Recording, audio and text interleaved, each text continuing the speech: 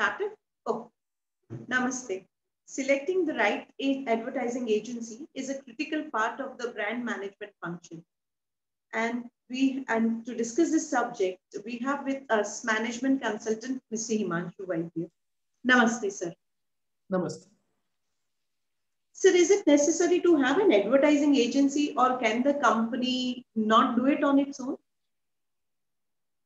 Only very small companies can do it on their own because if you have 5 brands to manage and if your territory is the whole of India or a large part of the world, then creating all the communication, managing PR, uh, conjuring up all the names, conjuring up all the campaigns, getting the films produced, discussing with the media agencies, all of this is so much of energy time consuming process that it is a business by itself. So if Toyota is producing 10 different types of cars, that is a business by itself. And brand management of those 10 cars is an equally taxing business. So many companies initially feel that they can do it on their own, but when they get into the nuts and bolts of operation, they realize that it is a business by its own. This is not a department which you can manage in a large company. This brand management is almost as big as the business itself in terms of activities, time, creative demands, managerial time, and so on. So that is one part in terms of the creative and in terms of managerial time and effort. Another important aspect is of people who are in the agency. The creative staff of the agency in terms of temperament is very different from the ordinary people you find in the company. The artistic temperament is very different from a non-artistic temperament, and to have the two together in a company is a very big problem. The third is something people don't realize its importance, the implementation of the campaign. People feel once the campaign is designed, it's done. In fact, say for example, in Ahmedabad itself, one district, you will have 10 hoardings of Reliance Jio. And we realized that the hoarding people are so unethical that if you don't go and check the hoarding every day, they will sell you the hoarding for 1 month and they will sell the same hoarding to two other people for the same period of time. And every 3 days, they will remove the hoarding and put something else. Or what they will do is not every 3 days, I exaggerated that. Let me say every 2 weeks they will change it and they will charge you for the full period, or they will charge you for 30 days and the hoarding will be there only for 27 days. So you need somebody to physically go there, take a photograph of the hoarding and send it to you every day to make sure that the money that you have spent for the media is giving you returns. The same will be true for advertisements coming on Star TV or Sony TV. There are more than 100 channels today on which people advertise. And if you're advertising on 10 different channels at 5 different points of time, it is a full-time job to just keep a track of the whole thing, whether the advertisement actually comes or does not come. So implementation itself is a very big part. And this is something which no company can do. And therefore, for any company which has uh, a budget of more than, say, in Indian terms, 25 lakh rupees for brand management, it is always better to hire an agency because it's virtually undoable for the company. Even if it wants to do it by themselves, they can't do it. The nearest that the companies have been able to do is to create a separate advertising agency fully owned by the company, and the agency is dedicated to the company and does some odd jobs out for somebody else. But 90% of the clientele of that agency is this parent company itself. That is the nearest people have been able to come. but nobody has been able to manage a large brand management account as a department of the company. So what is the traditional process to select an advertising agency then? The traditional process is step one, you find out uh, which are the top 25 companies in the country, which are the top 10 companies advertising, which are the top 25 advertising agencies in the country, which are the advertising agencies which are working in the area, in the sector where you want to build a brand, the top 5 companies in the sector. For example, if you go to automobile sector, Dentsu is a very good advertising agency which works for many automobile clients, mostly Japanese. Now, Dentsu may not come in the top 25 or top 10, but in automobile sector, it's very strong. So the first criteria is you make a list of companies. Step one is make a list of advertising agencies you want to sound out. And that includes top 25 of the country, top 5 of the sector, and top 5 of the local area where you are based. And then you send a communication to them saying that you are looking out for agencies and this is the task, that you want to build brand X or you want to build 3 brands X, Y, and Z.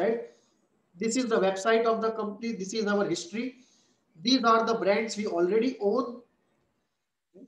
These are the brands we want to reposition. These are the brands we want to create anew. These are the new products we are entering into. So this brief is given to the agencies and then we solicit interest from them. So out of 25 agencies we contact, maybe based upon location, size of the account, type of the account, uh, competitive situation. For example, if I am making cars and if some other companies also making cars and advertising agency X is working for my competitor, it cannot work for me.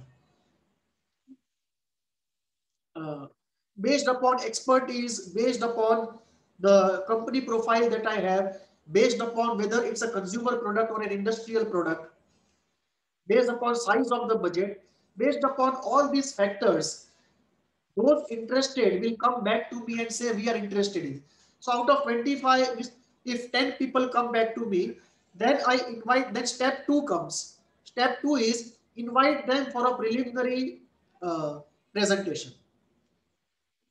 And this presentation is where companies tell us about themselves, agencies tell us about themselves, that which brands they have created, what is their history, what is their size, who are the star people, the creative people or the strategy people in the company, which good brands have they created, why do they think it will be a good choice for us to select them, what can they do for us, what are the special services they can offer and so on.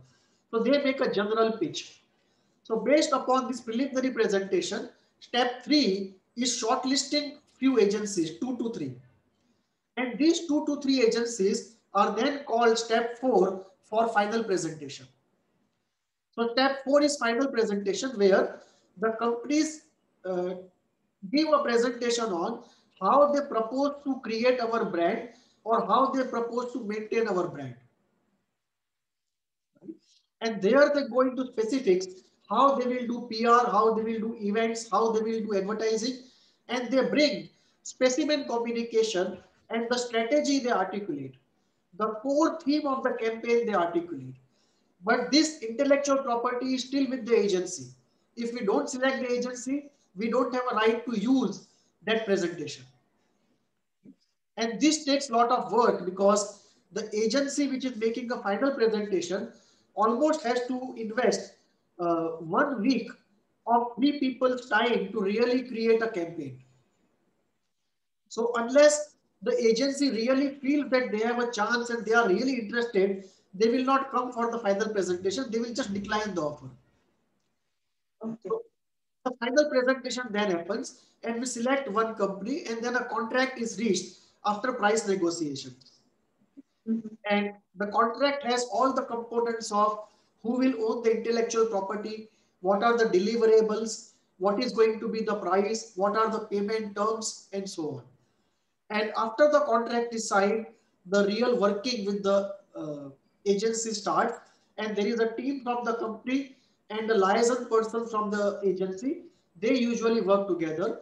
The brand manager of the company and the market service executive of the client servicing executive of the agency, they get together, and in their respective organizations, they are in turn in touch with other groups of people involved in brand management. So this is how the traditional process is. Why is it so difficult to choose a right advertising agency? It is because most people don't know how to do it. And the reasons are many. The first reason is uh, people in marketing start off with sales and then go to brand management after 5 or 10 years of their experience. And by the time they have forgotten most of their brand management knowledge, even the basics that they learned in the college. So they are starting anew, and at that point, they are too tired to go back to any training program to refresh themselves conceptually. So there is a conceptual deprivation, which is reason number one. Reason number two is uh, most MBAs who are in brand management position are not trained well in the areas of aesthetics and design. And therefore, they are not able to discuss the creative aspect with the agency. Third, they have no idea about the internal working of the agency. Fourth, they don't have any perspective on the history of the agencies and what kind of work they have done. And fifth, they don't have the capability to link up the competence of an agency and the task at hand. And this is what results in brand managers and owners selecting advertising agencies on the basis of size or on the basis of popularity or on the basis of impressive presentations made by the top management of the advertising agency or on the just on the basis of the glamour associated with the agency or its top management, and or at times just on the basis of low cost. And all these criteria are wrong criteria in selecting an agency, and most of the time people end up making a mistake, and you will see a very high churn, a very high mortality of these company agency relationships in the first 3 to 5 years. You will see a large number of advertising agencies getting churned, and you have practically a new agency every 2 years, and companies will tell you they are not satisfied with any agency whatsoever. And there are many aspects to it, and one of the aspects is that uh, the brand management professionals are not well trained in the complete area of brand management, and they refuse to accept their lacuna of knowledge and skills, and they refuse to go to any training program, they refuse to hire any consultant, and they want to go ahead with whatever they have, not accepting it is inadequate. That results in all kinds of problems, including the selection of the agency, and second, working with the agency, and third, evaluating an agency.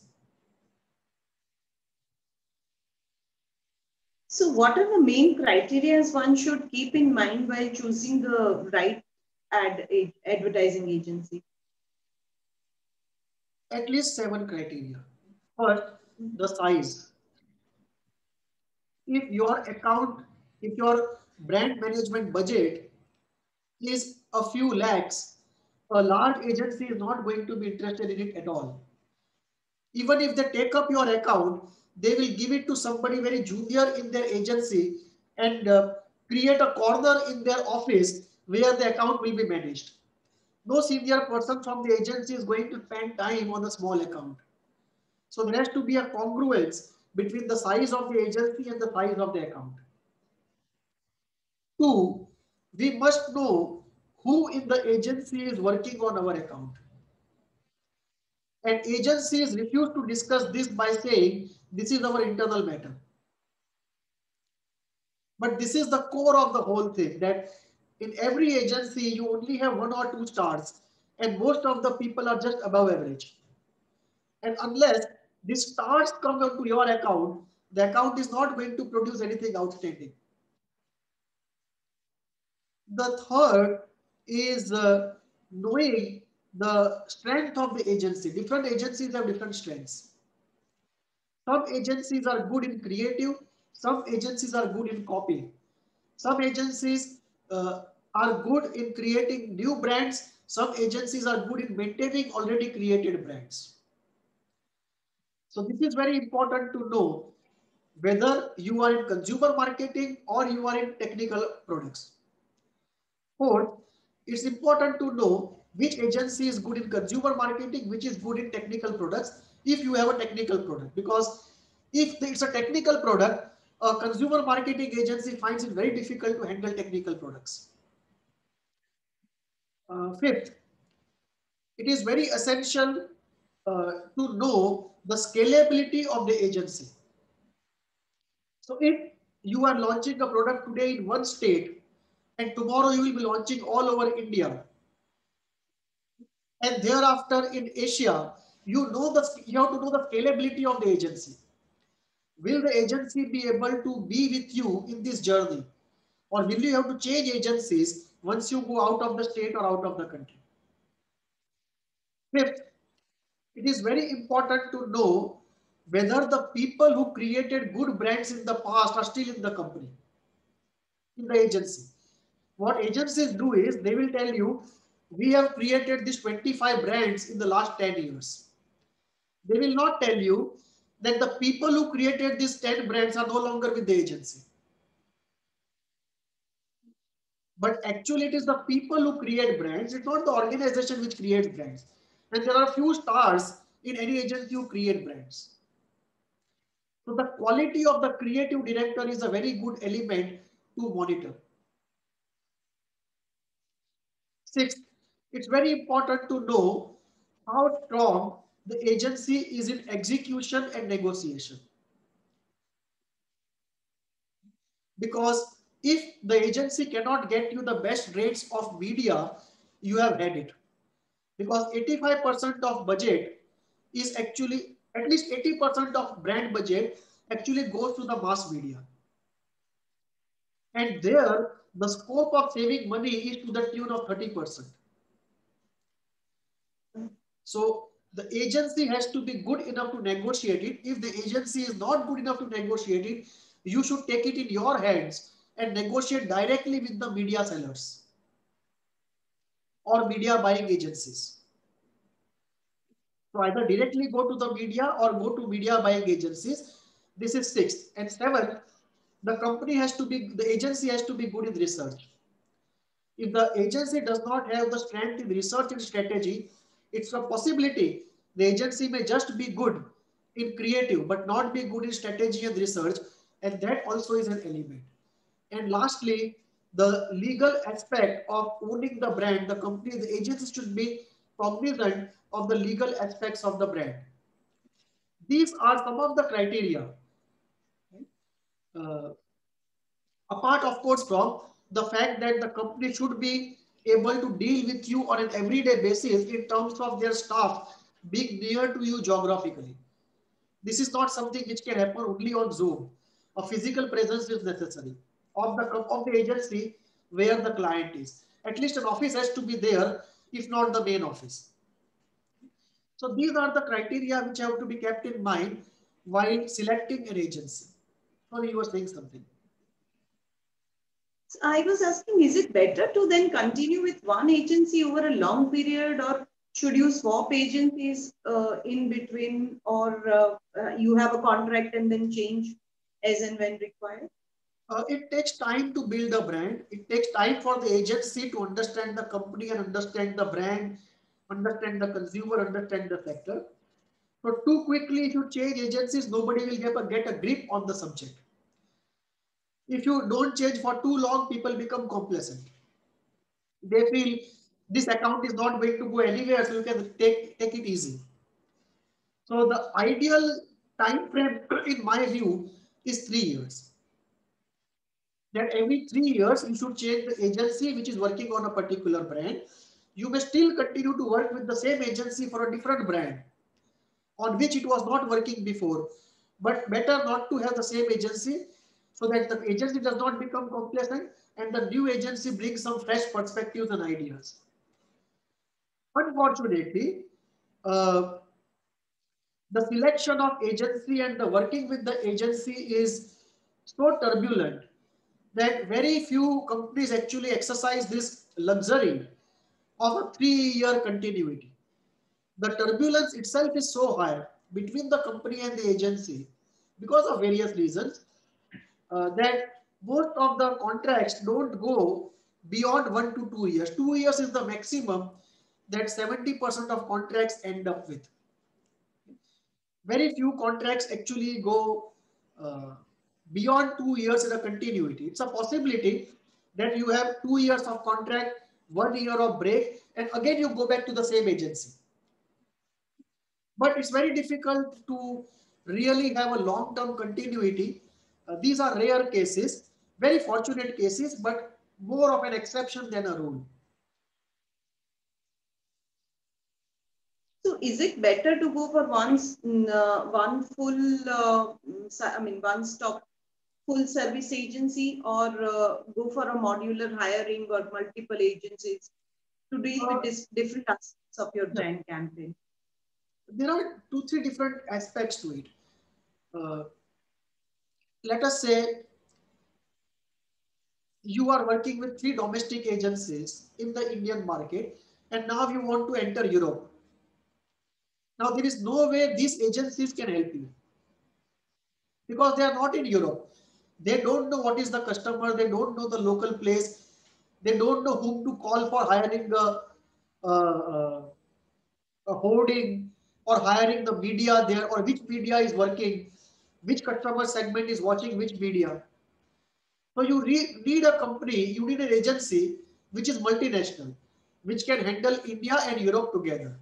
In those kinds of situations, it's better to be with one agency when you are dealing with a multinational situation. When you are dealing with a national situation, you have both the options. You have an option of dealing with a single agency or multiple agencies. Both of them are done. And there's nothing wrong or right about either. It is just a question of what context are you operating in, which are the products you are branding, and which agencies are in front of you, and how do you want to manage the whole thing. So it is not a question of right and wrong. It is more a question of a contextual judgment. Uh, Importantly, you can also do that.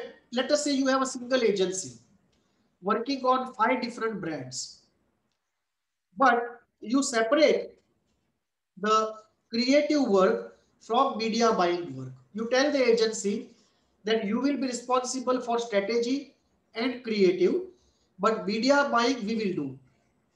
And media tracking also, we are hiring an independent agency.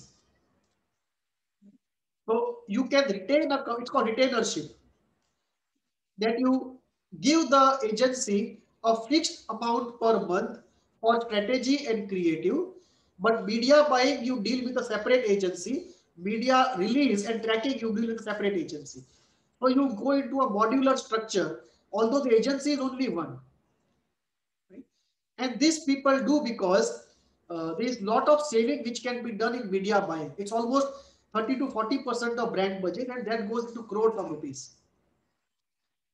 And companies suspect that the advertising agencies pocket this money in collusion with the media organizations.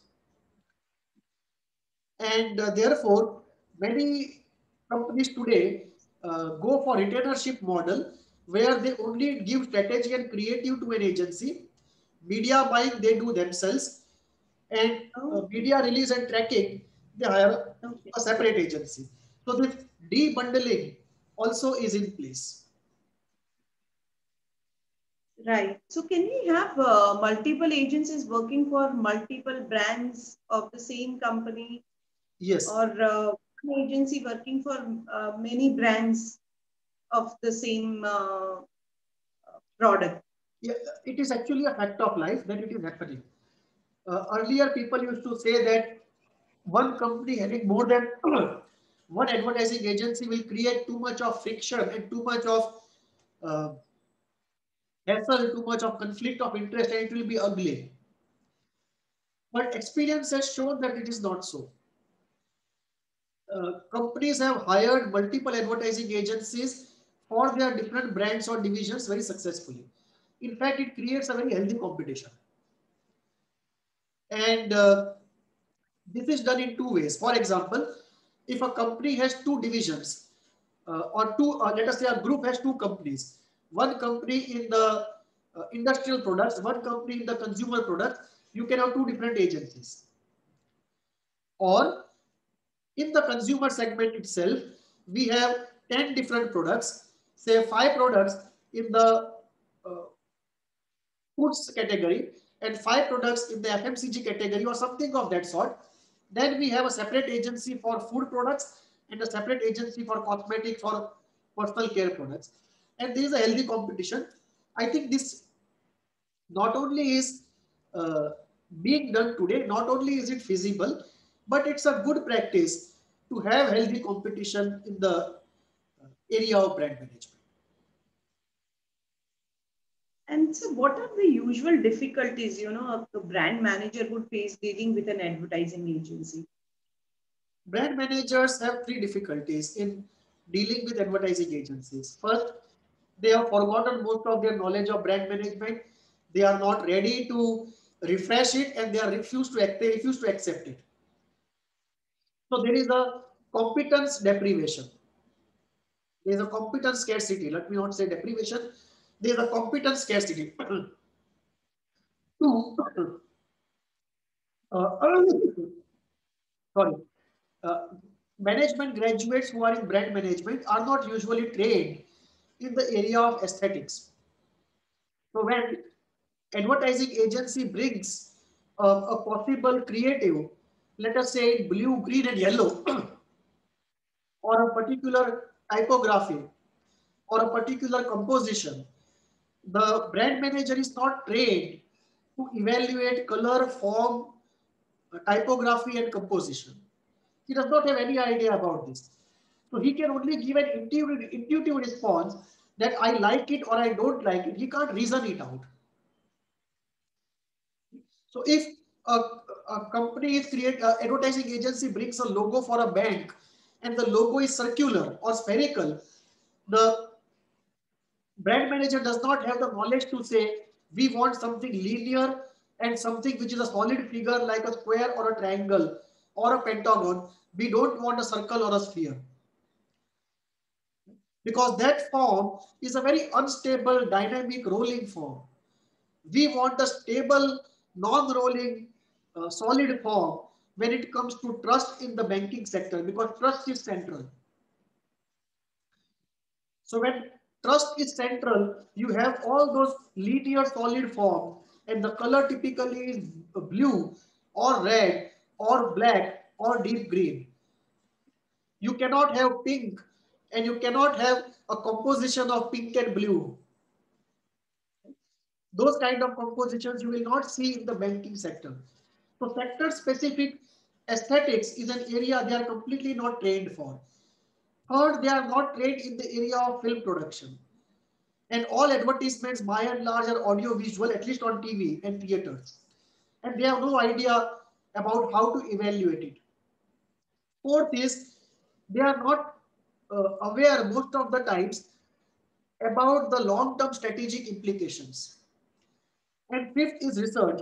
How to research and evaluate the work of an advertising agency that also, except for sales and except for very general surveys, they don't have any idea about how to do it in details. For example, apart from sales, you have brand preference. So how do you measure brand preference? What are the basis, the factors on which brand preference is created? Nobody has an idea on antecedents of brand preference or antecedents of brand comprehension or antecedents of brand awareness. And this is a knowledge limitation. So there is a, and lastly, they don't know how advertising agencies function. And that leads to a situation where they can't make out how the internal dynamics of the ad agency is affecting the brand campaign. And one more aspect, lastly, of the legality, that they have no knowledge about the legal aspect of brand management. One more element is the interference of the top management and by the brand manager himself. Often it happens that the brand manager, because he is not well trained, and similarly the owners or the top management which is not well trained, starts giving input to the advertising agency, which actually spoils the work of the advertising agency. And very soon they get frustrated and then they start producing what will be approved. They stop giving creative solutions because the client is incapable of appreciating creativity. So then you get what you deserve, and it creates a very mediocre campaign. So how do you do research related to the brand campaign? Three agencies are supposed to do it. The company is supposed to do research, the advertising agency is supposed to do research, and independent research agencies are supposed to do research. Out of the three researches, all the three should be done. If you ask me what should be done, all the three should be done. But 75% weightage should be given to the independent agency research, and other two researches should be used to sort of be a confirmatory, uh, assuring researches to make sure that the independent agency research is going on the right track. And this has to be done differently. Before the campaign is released, when you do the pre-release consumer research, the agency and the company should take a very active part. But after the campaign is released, when you want to do the effectiveness of the campaign, either midway or after the end of the campaign, then you should largely rely on third party research, which is independent, because the advertising agency has a conflict of interest. Advertising agency, if it does research, it is going to show itself in a good light. If you ask any other advertising agency to do research, there is again a conflict of interest. They are bound to show the existing agency in a bad light. Similarly, you have to choose a research agency which is not very close either to this advertising agency or its competitors, so that there is no conflict of interest and the research is genuinely neutral. And this is how, uh, before release of the campaign, you all the three should do research, and 75% weightage should be given to independent research. Other two should be confirmatory to make sure that the independent agency research is going on the right track. After the release of the campaign, mid-term evaluation or end-term evaluation should be done by a genuinely independent agency. Sir, how has digital revolution changed issues related to ad agency and the subject? What the digital revolution does is, it does not affect much strategy or creative. It really affects media management. And it brings out the possibility of micro targeting and reduce the spillover. At present, there is a very large wastage of money called the spillover. For example, if I give an advertisement in Times of India and I want 30 people to see it, 50 people will, sorry, out of 30 people to see it, out of that 20 will see it, and actually 100 people would have seen it. So in total 100 people see, out of which my target market is only 30. So there will be a spillover of 70. So in any mass media, you cannot micro target. There is a very large spillover and wastage. Right? Hundreds of people who we don't want to target get targeted. Right? And expense therefore goes up for everyone. Uh, Digital media allows you to micro target, and it also allows you very deep profiling of the client. That the moment I click on Amazon, on a particular product, in my Facebook or LinkedIn account, I start seeing advertisements of that product. So based upon my online behavior, my current search, my current interest, I get profiled, and it's a micro targeting of communication. So the strategy and creative are not so much affected, but media management is definitely affected. One, two, the cost of campaign has become a large variable. If you don't take into account digital media, then the cost of mass media is prohibitive for most people. So the brand management space now has become more democratic, and smaller companies with smaller budget can also now think of creating brands because of this micro targeting and very low cost for targeting. The third is uh, you are present everywhere. Like once you create something, you can put it not only on your website, but also on free websites like YouTube or like LinkedIn or like Instagram. This kind of free reach was never possible before. Times of India will never allow you anything free. Sony TV will never allow anything free. But YouTube allows free, LinkedIn allows for free, Instagram allows for free, and this free reach to millions of people was never possible before. So social media has democratized the whole thing, made micro-targeting possible, profiling possible, almost predictive analysis possible, and low-cost brand management and brand creation possible. So it has opened up many avenues and actually expanded the scope of brand management to far more players at far lower cost than before. So how can one evaluate work of the advertising agency, and who should be doing it? It The should be company. ideally, it should ideally be done by uh, the uh, independent consultancy firm or an independent research firm. The idea is this: the advertising agency as well as the brand management department both are interested parties in the brand campaign, and neither of them would like to bring about anything negative in the brand campaign. There is a built-in conflict of interest. If you ask anybody else in the company other than the brand management department, they don't have the knowledge, or they may be friends or enemies of people in the brand management department. That again is a problem. Therefore, an independent consultant, an independent consultancy firm, or an independent research agency is the best person to do brand campaign evaluation, maybe midway or maybe after the end of the campaign. And usually the budget cap is 99 is to 1. If you are going to spend 100 rupees, keep 1 rupee for research and 99 rupees for campaign. And this 1 rupee of research, you can divide 25 paisa before the campaign release and 75 paisa midway or after the campaign is over. And this 1 rupee spending is very important because it enhances the return on investment on all subsequent campaigns, and it is a very high return on investment giving investment.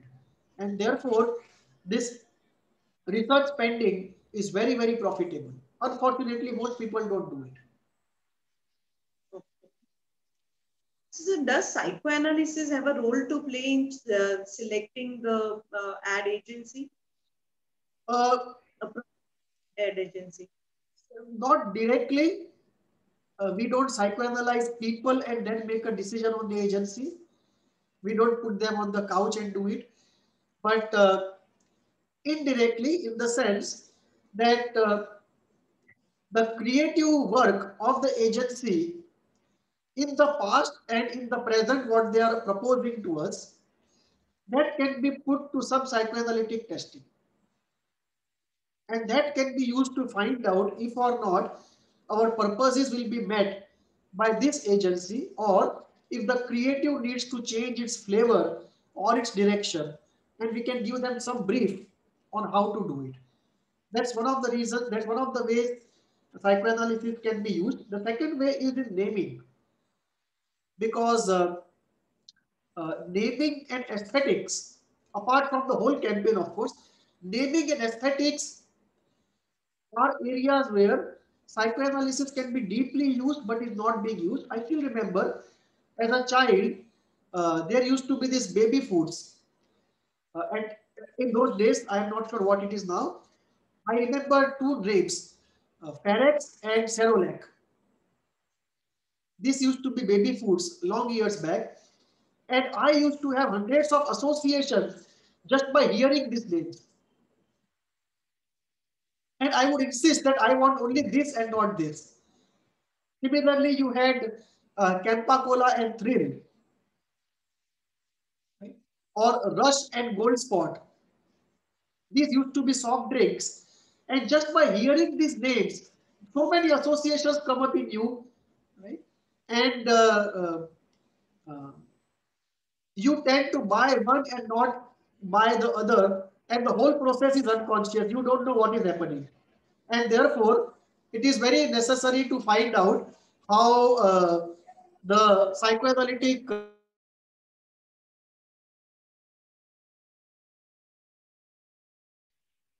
so just if you look at the way we process names, that anything which is contemporary, which is westernized, which is seems to be out of this world to a child, it's very interesting to know how the child's world, psychological world, looks at these various names and various aesthetic presentations of these names. And similarly, for adults also, how they respond to various names. For example, how Indians respond to English sounding names, how they look up to them. And this is a very interesting area of how psychoanalysis can be used in the consumer pre-release consumer testing, in testing of corporate identity, in testing of aesthetics, in testing of the musical jingle, in testing of uh, brand comprehension, and generating brand preference. These are the areas where psychoanalysis can be used. And when we select an agency, if this factor also can be put in, that they may not know psychoanalysis, but intuitively, if they are better at it and are doing it in the way we would like them to do it, it obviously there is a better choice, everything else being constant.